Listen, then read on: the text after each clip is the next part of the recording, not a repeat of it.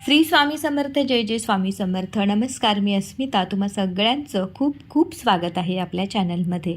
जून महिना आला की प्रत्येक सौभाग्यवती स्त्रीला ओढ लागते ती वटपौर्णिमा पूजेची. आणि मग 15 दिवस आधीच प्रत्येक स्त्रीची तयारी चालू होते. त्यासाठी नवीन साडी मार्केटमध्ये जाऊन खरेदी केली जाते. त्यावरचं ब्लाऊज नवीन पॅटर्नचं शिवायला टाकलं जातं. साडीवरच्या मॅचिंग बांगड्या, दागदागिने खरेदी केले जातात. तर बघा, अवघ्या काही दिवसांवरच वटपौर्णिमेचा हा जो सण आहे तो आलेला आहे. आणि आजच्या व्हिडिओमध्ये आपण पाहणार आहोत वटपौर्णिमेच्या पूजेसाठी कोणत्या रंगाची साडी आपण घालावीत, कुठले 5 शुभ रंग आहेत जे महिलांनी परिधान करावेत.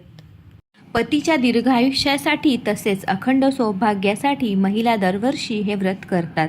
हिंदू धर्मात वटसावित्री व्रताला विशेष महत्त्व आहे. या वटपौर्णिमा 2026 यावर्षी 29 जूनला साजरी होणार आहे. तर आता बघूयात वटपौर्णिमा पूजेसाठी कुठले साड्यांचे 5 शुभ रंग आहेत ते आहे.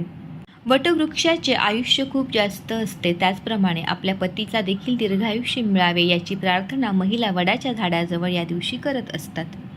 ज्येष्ठ महिन्यातील पौर्णिमेला हे व्रत केले जाते. यावर्षी वटपौर्णिमा 21 जून रोजी वार शुक्रवारी आहे. वटपौर्णिमेच्या पूजेसाठी कुठल्या रंगाच्या साड्या परिधान कराव्यात, तर पहा, यावर्षी साड्यांचे 5 शुभ रंग आहेत. त्यातील पहिला रंग आहे लाल. लाल रंग हा सौभाग्याचं प्रतीक आहे. पहा, ज्यावेळी लग्न असतं आपल्याकडे नववधू लाल रंगाचं वस्त्र परिधान करते, तर सौभाग्याचा हा रंग आहे. लाल रंगाची साडी, लाल रंगाचं वस्त्र तुम्ही यावर्षी वटपौर्णिमेच्या पूजेला नक्कीच परिधान करू शकता. कपाळावरचं कुंकू हे सौभाग्याचं प्रतीक आहे. आणि पहा, कुंकवाचा रंग देखील लाल असतो. तर असा हा शुभ रंग, ह्या रंगाची साडी आपल्याला यावर्षी वटपौर्णिमेच्या पूजेच्या दिवशी परिधान करायची आहे. दुसरा रंग आहे हिरवा. हिरवा रंग हा समृद्धी, भरभराटी आणि प्रगतीचे प्रतीक आहे. हिंदू धर्मामध्ये लाल आणि हिरवा या 2 रंगांना खूप जास्त महत्त्व दिले जाते. नववधू ज्यावेळी लग्न तिचं होत असतं त्यावेळी तिच्या हातामध्ये पहिला चुडा हा हिरव्या रंगाचाच भरला जातो. हिरव्या रंगाची साडी किंवा हिरव्या रंगाचा ड्रेस तुम्ही पूजेला जाताना नक्कीच परिधान करू शकता.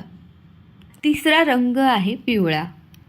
पिवळा हा रंग धर्माचे प्रतीक आहे. गुरुग्रहाचा हा रंग शरीरातील सर्व इंद्रियांमध्ये असतो. याच्या प्रभावाने जातक धार्मिक, सात्विक आणि सदाचारी बनतो.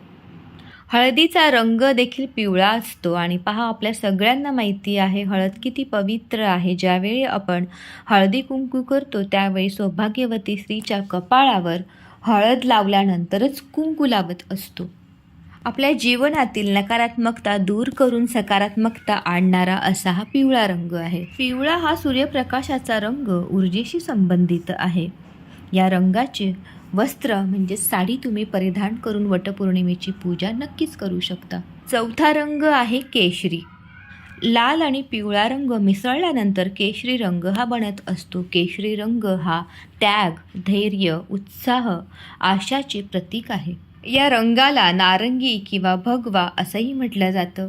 केशरी रंग तेजस्वी आणि उत्साही रंग आहे. ज्यावेळी आपण हे वस्त्र परिधान करतो केशरी रंगाचे, त्यावेळी आपल्या व्यक्तिमत्वामध्ये एक वेगळ्याच प्रकारचा रुबाब, आत्मविश्वास झळकत असतो. म्हणून तुम्ही यावर्षी जेव्हा वटपौर्णिमेची पूजेला जाल त्यावेळी केशरी रंगाची साडी नक्कीच परिधान करा. शेवटचा म्हणजे 5वा रंग आहे गुलाबी.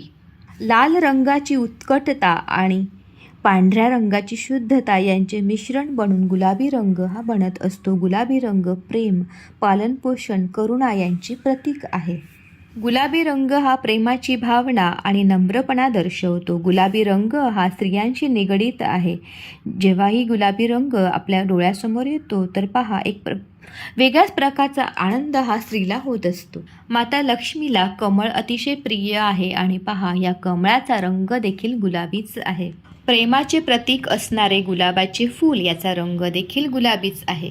गुलाबी रंग नेहमी स्त्रियांना आकर्षित करत असतो. स्त्रीचं वय काहीही असो तरी त्यांना गुलाबी रंग हा प्रत्येक स्त्रीला आवडतोच आवडतो. वटपौर्णिमेच्या पूजेसाठी हे होते 5 रंग. यापैकी कुठल्याही एका रंगाची साडी तुमच्याकडे असेल ती तुम्ही परिधान करून वटपौर्णिमेच्या पूजेला जाऊ शकतात. आता आपण बघणार आहोत कुठल्या 3 रंगाच्या बांगड्या आहेत ज्या तुम्हाला पूजेला जाताना घालायच्या नाही आहेत. पहिला रंग आहे काळा. काळ्या रंगाच्या बांगड्या घालून पूजेला तुम्हाला जायचं नाही आहे, कारण पहा काळा रंग हा नकारात्मकतेचं प्रतीक आहे. काळ्या रंगाची साडी देखील तुम्हाला परिधान करायची नाही आहे. कुठल्याही पूजेसाठी आपण जेव्हा वस्त्र परिधान करतो त्यावेळी काळा रंग हा अशुभ मानला जातो. म्हणून वटपौर्णिमा हा सण सौभाग्यवती स्त्रीचा आहे, तर त्यावेळी आपल्याला असा हा अशुभ रंग, ह्या रंगाच्या बांगड्या, साडी परिधान करायची नाही आहे. दुसरा रंग आहे पांढरा. पांढऱ्या रंगाच्या बांगड्या किंवा साडी तुम्हाला परिधान करायची नाही आहे. ज्यावेळी आपल्या पतीचं निधन होतं तेव्हा विधवा स्त्री ही पांढऱ्या रंगाची साडी परिधान करत असते. तर बघा, हा जो रंग आहे पांढरा हा विधवा स्त्रियेशी निगडीत असल्यामुळे वटपौर्णिमेच्या पूजेला जाताना पांढऱ्या रंगाच्या बांगड्या किंवा साडी तुम्हाला परिधान करायची नाही आहे. तिसरा रंग आहे निळा. निळा रंग हा नकारात्मकतेचं प्रतीक आहे, म्हणून निळ्या रंगाच्या बांगड्या किंवा निळ्या रंगाची साडी तुम्हाला पूजेसाठी वापरायची नाही आहे. पूजेला जाताना तुम्ही लाल रंगाच्या बांगड्या, हिरव्या रंगाच्या बांगड्या, ह्या सौभाग्याच्या रंगाच्या ज्या बांगड्या आहेत त्या तुम्ही घालू शकता. पांढरा, काळा, निळा या 3 रंगाच्या बांगड्या तुम्हाला चुकूनही पूजेला जाताना घालायच्या नाही आहेत. तुम्ही त्याऐवजी लाल रंगाच्या बांगड्या, लाल हा रंग सौभाग्याचा रंग आहे, तुम्ही लाल बांगड्या घालू शकतात. तसेच हिरवा चुडा, हिरवा रंग हा देखील सौभाग्याचा रंग आहे, तुम्ही हिरव्या बांगड्या देखील घालू शकता. आजच्या व्हिडिओमधली माहिती तुम्हाला आवडल्यास व्हिडिओला एक लाईक करा. चॅनलवर नवीन असाल तर माझे असेच नवनवीन व्हिडिओ पाहण्यासाठी चॅनलला सबस्क्राईब करा.